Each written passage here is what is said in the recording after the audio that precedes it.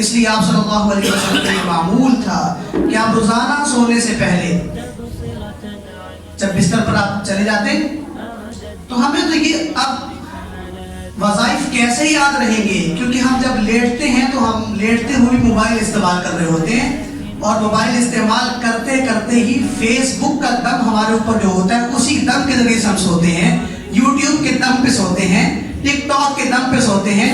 آپ بتائیں کہ حفاظت کیسے ہوگی اور شر کیسے دور ہوگا اور برکت زندگی میں کیسے آئے گی؟ اب عمل آپ نے کیا فرمایا کہ جب بستر پہ جاؤ تو بستر پہ انسان کیوں جاتا ہے؟ موبائل استعمال کرنے کے لیے جاتا ہے یا آرام کرنے کے لیے جاتا ہے؟ آرام کرنے کے لیے جاتا ہے۔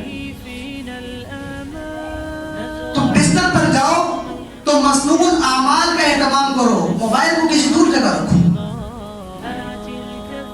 اس سے آپ کی نیند بھی خراب ہے، اس سے آپ کی رات بھی خراب ہے، اس سے آپ کی فجر بھی خراب ہے، اس سے آپ کی صبح ساری تباہ ہو جاتی ہے۔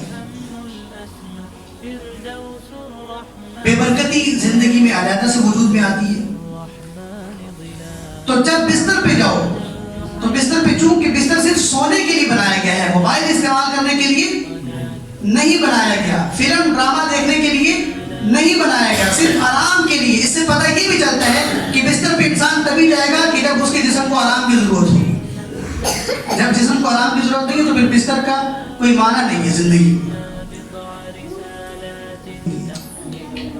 بہرحال بستر پہ جائیں گے تو سونے کے لیے جانا ہے، اور نبی نے عمل بتا دیا کہ آپ جب بستر پہ جاؤ تو معوذتین پڑھ لو، قل اعوذ برب الفلق، قل اعوذ برب الناس، ان دونوں صورتوں کو پڑھو، اپنی ہتھیلیوں پر پھونک مارو۔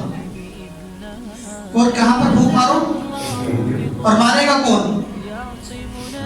خود مارو گے، کسی سے پھونک نہیں مرواؤ گے، خود پھونک مارو گے۔ خود پھونک مار کے پھر آپ نے اپنے سارے جسم پر جہاں جہاں تک آپ کا ہاتھ جا سکتا ہے ان ہاتھوں کو مل لینا ہے۔ اللہ کے نبی نے فرمایا اللہ تمہیں ہر طرح کے شر سے حفاظت فرماتے ہیں، ہر طرح کے شر سے آپ کی حفاظت فرماتے ہیں۔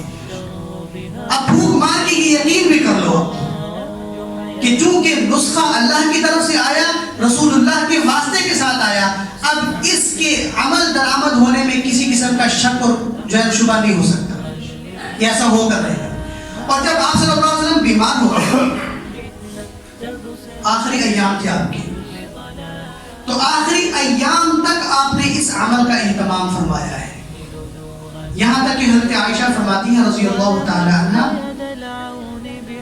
کہ جب آپ کے جسم کے اندر اتنی طاقت نہیں رہی کہ آپ خود یہ عمل کر سکیں، تو پھر آپ نے مجھے ارشاد فرمایا کہ عائشہ سورۃ معوذتین پڑھ کر میرے اوپر پھونک مار دو۔ اس سے پتہ یہ بھی چلتا ہے کہ جب آپ خود پھونک مارنے پر قادر نہیں ہیں، اب کسی سے پھونک لگوا سکتے ہیں، لیکن جب آپ خود پڑھنے پر قادر ہیں، خود عمل پر قادر ہیں، تو پھر آپ کو کسی کے پاس جانے کی ضرورت نہیں ہے، آپ نے بذات خود وہ عمل کرنا ہے، اور خود اپنی ذات سے جب وہ عمل کریں گے جو اثر آپ کو ہوگا کسی سے کروانے میں وہ اثر نہیں ہوگا۔